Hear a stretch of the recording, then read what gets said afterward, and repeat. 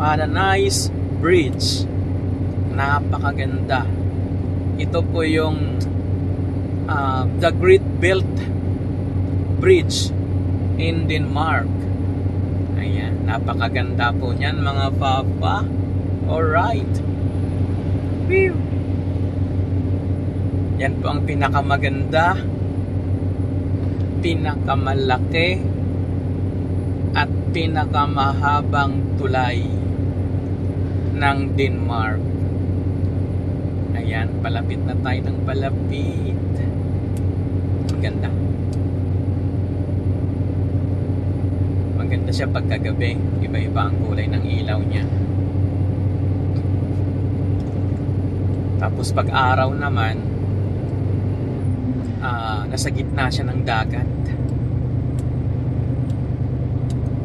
Ang magkabilaan niyan ay dagat. Ang ilalim po ng tulay na yan, ayan, malapit na tayo sa tuktok. Ayan, yung isa sa pinakamalaking haligi. Ayan, nakalampas na tayo. Ayan, nasa tuktok na tayo mga papa. Yung ilalim niyan, meron din yan siyang train. May tunnel din ang train dyan sa ilalim. Tapos barko, tanan din ang barko ang ilalim niya. Dyan din dumadaan yung mga barko papuntang Sweden galing ng Germany. Dyan tumatawid sa tulay na yan. Ayan na yung pangalawang haligi. Oh. Ganda. The Great Belt Bridge. Ayan. Sa kasi sa lingwahe nila ang hirap basahin. Storabelt, yun yung yung madaling basahin.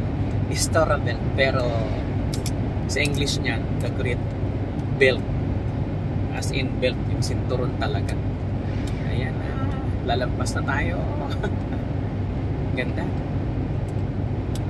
Napakaganda niyan. Tapos yung kadugtong niyan ay floating bridge naman yun. Connecting yun siya doon sa kabilang island. Ganda niya.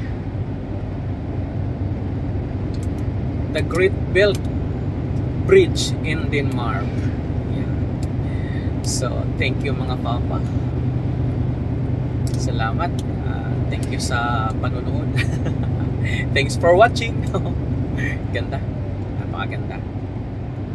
Masisiyahan ang mata. Busog.